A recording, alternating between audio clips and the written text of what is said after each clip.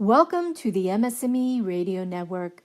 The broadcast shows are for informational and entertainment purposes only. They are not designed to provide listeners with specific personal, medical, or counseling advice. Individuals with a medical issue should always consult their healthcare provider. MS&Me is not responsible for content of individual shows. The views expressed by show hosts or their guests are their own. Enjoy the show.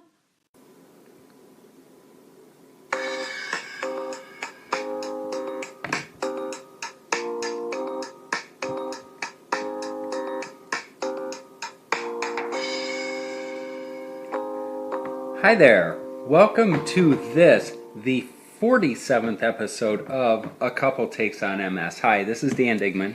And hi, it's me, Jennifer Digman. Thanks for joining us today. And as the summer pretty much has wound down, and we're sadly into. I'm happy to be in September, but it means that summer's pretty well over, I think. Pretty well over, but not fall yet. We have a month more before fall. True, but it's like when you hit the Labor Day holiday, everyone just kind of checks out of summer and vacations are over. And right. Well, what we're talking about today, and it's something that we learned, reinforced in our minds over the summer, was that you can't let MS hold you back from experiencing everything, and it's often hard to do. But what we wanted to talk about is just ways to let MS go and free yourself up so you can embrace the opportunities that come your way. And I think, in case you forgot, it's important to remember that both Dan and I are living with multiple sclerosis, and we serve as each other's caregivers, so I would like to believe that gives us some proof that we know what we're talking about. We are celebrating our 13th anniversary in a few weeks. We are. Yes, we Happy are. anniversary early. Happy early anniversary to you. Thank you. And I'm living with secondary progressive MS. I've been diagnosed almost 21 years, and I use a wheelchair all of the time. And Dan, what's your story? My story, after 13 years, you should know. Well, I do, but I don't want to be that overbearing wife that talks for their husband. And not let me talk. No, I've had relapsing remitting MS for I'm pushing 19 years with that. Wow. And I don't use a wheelchair at this point. I think I've been able to hold the disease under control somewhat, but it is that almost over 40 years combined. So yeah, it's like. So we're old. That's a nice way of putting it. Or that just MS has aged us, but we're getting old gracefully. I was going to say we aged gracefully with the multiple sclerosis, but to talk about embracing opportunities, and this truly, when we talk about these things, it's really just to show or give examples that this disease is evil, wicked, horrible, every bad word you can think of to describe multiple sclerosis, but our charge is to continue to push on and not let it keep us from having fun. And I think our most recent experience to end the summer was going to a concert. And this is really something that it was just something. We had the opportunity. We had been asked by one of our good friends to go see Judas Priest. And then and Deep Purple. Deep Purple. I can't forget them. That was very fun. And we initially said, no, thanks, Steve, but I think it's going to be a little too much. So we told him no. And then my brother called maybe a week later and said, I have the opportunity to go see Judas Priest. Do you guys want to go? And having been asked twice, we said maybe we should embrace this opportunity. And we did. And think about when anytime you're asked to go somewhere or do you want to do something, I think those are the things that end up forcing us or prompting me to think of every excuse why I can't And because of multiple sclerosis, why I can't. So when our friend Steve Jessmore, because there's two Steves involved, because Jennifer's brother's name is Steve too. But when we first got the call, it was just like, oh, I've got great tickets. Well, that sort of, we can't necessarily take advantage of quote unquote great tickets because we need handicap accessible seats. because of my wheelchair, we generally sit in a different section for concerts. And we didn't want Steve to not take advantage of his great seats. So we said, no, you just go and have great seats. But then when my brother Steve called and asked us, we said, well, maybe we should look into this because this opportunity is knocking twice. And so we did look into it, and we were able to get accessible seats. So we didn't sit with either Steve the night of the concert, but we had our pre-concert fun and our post-concert, get together, and we enjoyed the concert. But why do we, and I don't know if you listeners out there are the same way, we think, oh, but the MS, we're going to have the wheelchair to contend with, and possibly this was an outdoor concert, the weather will be bad.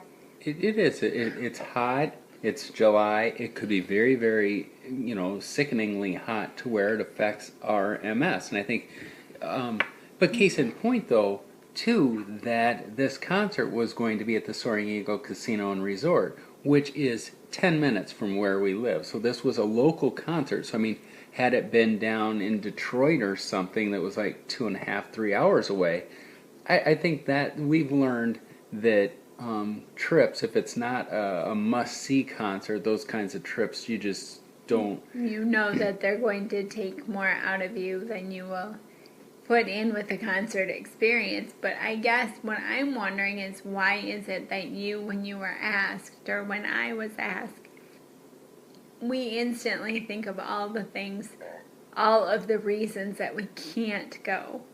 And maybe that's the point of this show, is we want you to embrace the opportunity, or we want people with multiple sclerosis or any chronic condition, or if you're a caregiver for a person living with MS, we want you to, or we're trying to encourage you to look at why you should do this, why you can do this, and don't look at the reasons not, because I think that's giving MS too much power. And that's absolutely true. I mean, because we're thinking, oh my gosh, it's going to be 150 billion degrees and we're going to melt and we just can't do it. And then you're thinking, okay, well, it'll be hot, but it's going to be an outdoor concert. There's potential that it could rain.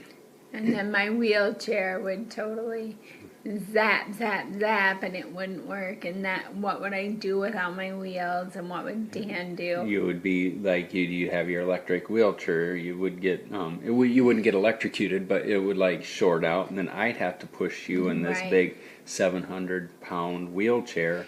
Maybe that's a small exaggeration. It's an exaggeration, but you felt when you're the heaviness tired of and it. hot, it's probably not an exaggeration. But yeah, and then we were thinking, oh, but the four of us aren't going to be able to sit together, and why is it that we choose to think of every reason why not, or why we shouldn't or couldn't, as opposed to thinking of the reasons why we can and should? And that's interesting. When Dan and I were talking about this, I said, it reminded me of a quote I read once a long time ago that said, you can't put something into a closed fist.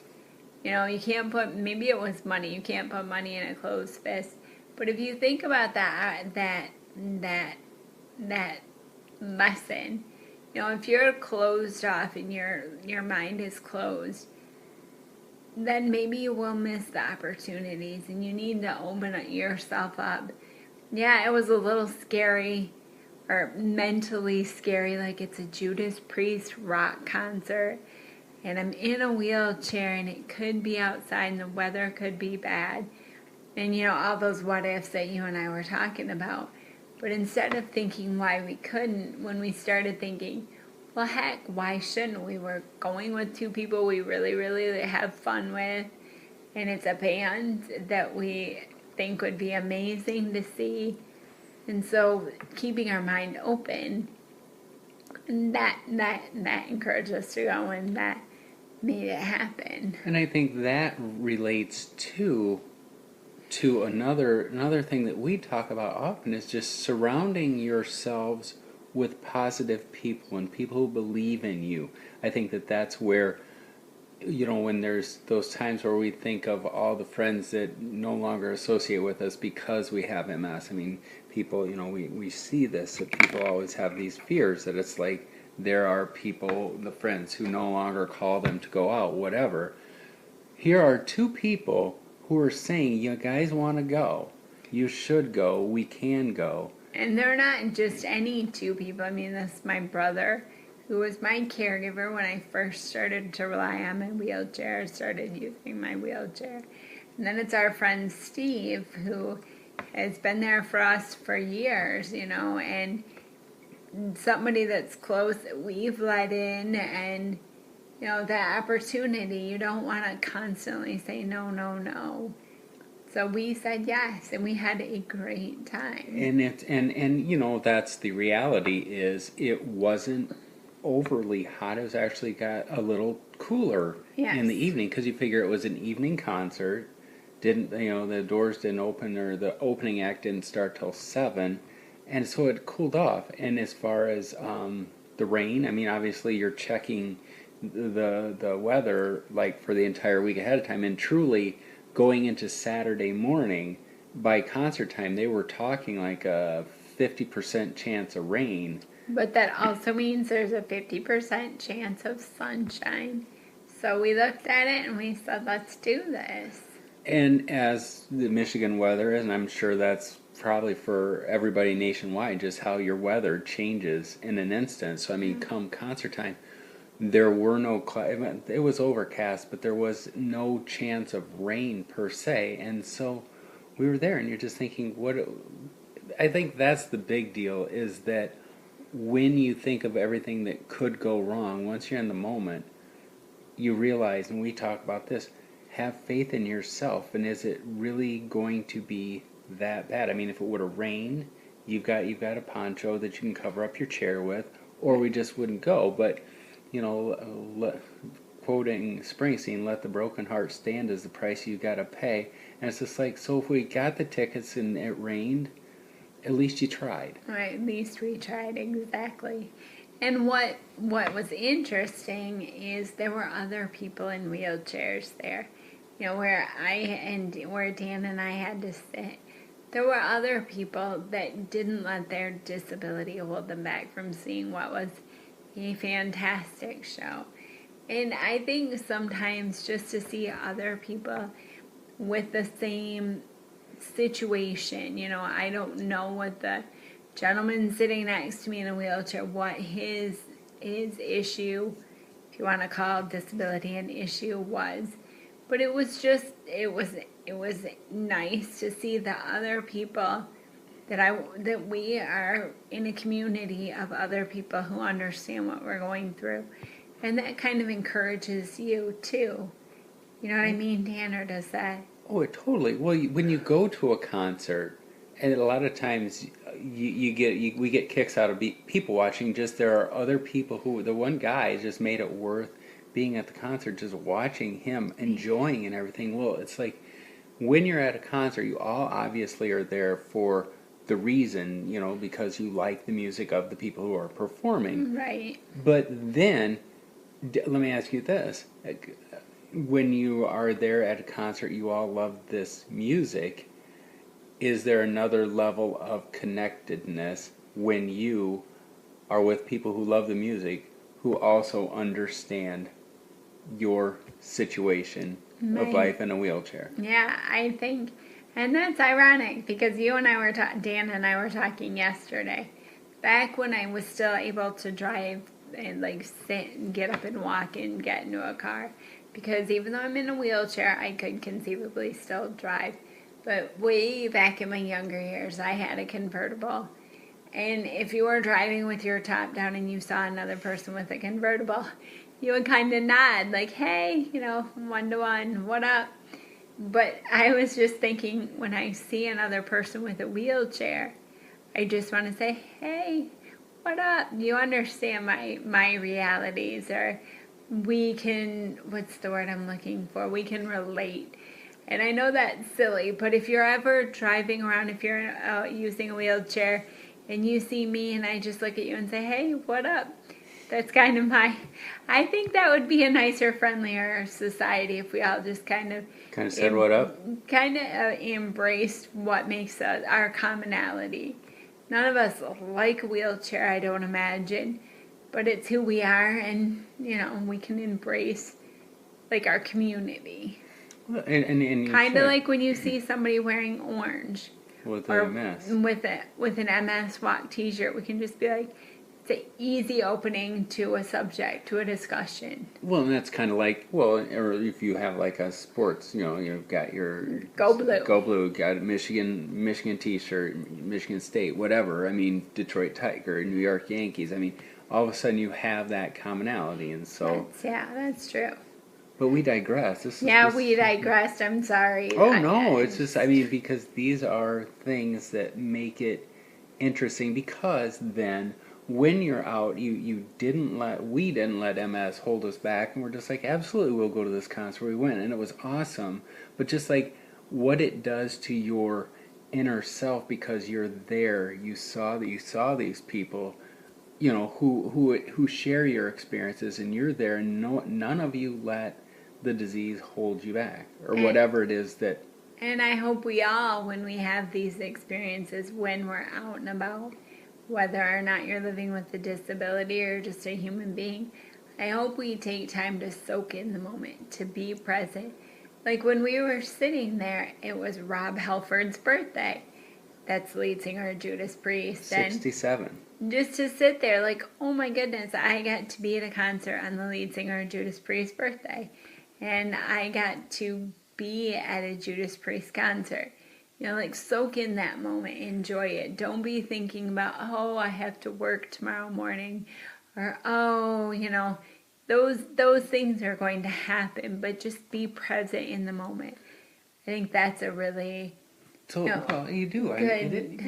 You're just like, because this is why you're here, and it's like, these are the people, these are the songs that we grew up with. And the disease is going to hand you enough poopy, pardon the expression, enough moments that are negative, and you can embrace those when you're in them. But when you're in an awesome moment, totally embrace it, just like you need to embrace the opportunity that's been handed to you.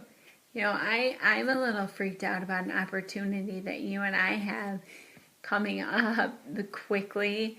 I mean, should we talk about this? We can, I think, because it's like, it's not all sunshine and rainbows and everything. And puppy dogs and exactly. roses. Well, but it's like with the Judas Priest, and it was the most incredible concert. I mean, Judas Priest, Deep Purple, phenomenal. It also could have been one of the worst experiences of our lives. I mean, with everything, obviously, and we're not talking like the shows weren't good, whatever. I mean, because they were phenomenal, incredible, everything, but when there was everything that could have gone wrong, that was making us initially say, no, we don't want to do this, it could have been bad, but you didn't let the disease hold you back. Well, coming up now, we are flying. We are going to go to Virginia, and we're speaking at an MS event where there's a challenge. I think it's not so much that we're flying. I mean, we've gotten to where we can manage it, and it's still challenging. It's not a cakewalk by any stretch of the imagination, but we've done it enough. You know what happens. This one here, there is no direct flight to where we're going, and so this, for the first time, we have to deal with a connecting flight with a wheelchair, and it has us very nervous. It has us very nervous, and it has us making that list of, oh, this could go wrong, this could go wrong, this could go wrong, this could go wrong. And I need to, you need to, we need to just say, yes, but this could go right, this could go right, this could go right. But it sounds easier said than done. And so I'm certainly nervous. I'm nervous because I don't know whereabouts in the country any of you are, but we have been under this persistent rain cloud over the state of Michigan for the last few days and for the upcoming few days. And I'm like, I don't really want to have to go to the airport in rainy weather and transfer out of my wheelchair. And so those things, and then I carry a suitcase, and never mind the fact, get on an airplane when it's raining and fly, and yes, we'll get above the clouds and then it won't be an issue. But it's those things where you can just see like, oh, if we didn't have to do this, our life would be easier. But at the same token, by doing this, our life could be enriched. You know, we could have just an amazing, and I am expecting that we're going to have an amazing opportunity. And then we're going to be able to say, hey, a connecting flight is not that bad. It's something that we can manage. You know, our good friend Scott, who also is using a wheelchair, told us make sure you have plenty of time between the flights, which we did. So, you know, after we do this and once we get this under our belt, maybe we're going to have some advice to give other people. And hopefully the advice comes from things that we did right and everything, not something that was totally a bad situation that we learned from. But, you know, we always are learning, but it's just the sense and the fact that we didn't let the fact that there had to be a connecting flight keep us from giving it a go. And I think a big part of why we are doing this is because as my caregiver, Dan, I believe in you and I have to believe in myself. We can make this happen.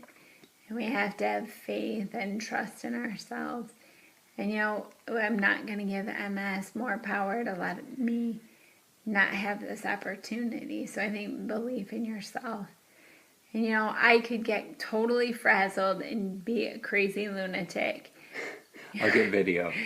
Yes, Dan will get video, but I want to try and keep calm and just be present in that moment and say this is going to be awesome and this is going to be a really good experience. Well, that's where dealing with multiple sclerosis, and you make a great point, and I think for you and for me and for everybody out there, you're bigger, you're stronger than this disease. I think, yeah, there's a lot that the disease can and will do to us physically and everything else, but it's like that mental state, that emotion is say, you know, but I've got this and I can't let the MS control my every thought. And in reality, 20 years ago when I was diagnosed with MS, I didn't plan on a future that included a wheelchair.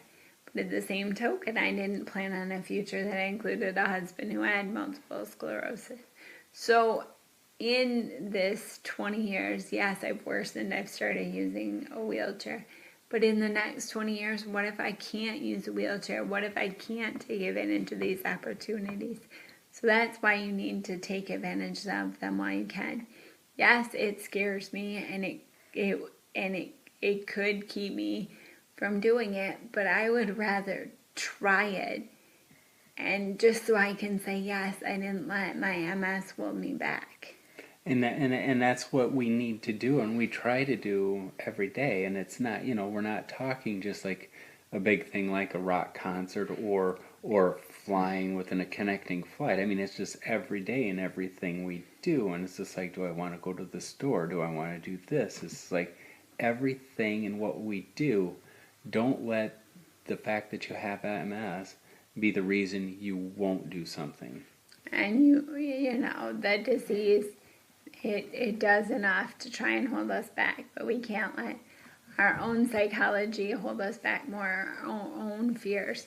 We have to figure out ways to live with the disease and overcome the disease so that we take advantage of the opportunities when they're presented to us. And it doesn't mean to be totally careless and cavalier and just going, because you need to use your head and not do things that make you superhuman or something, but you do your calculated risks and everything. Because Judas Priest, Deep Purple, if it was down in Detroit, not in a million years. I mean, that's too far, but this is happening right here. And if it rains, we're close to home.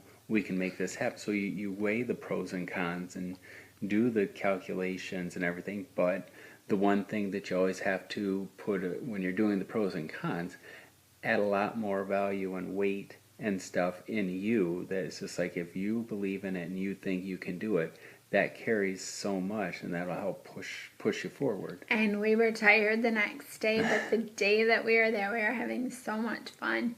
And even the next day when we were tired, we were able to say, yeah, but it was worth it.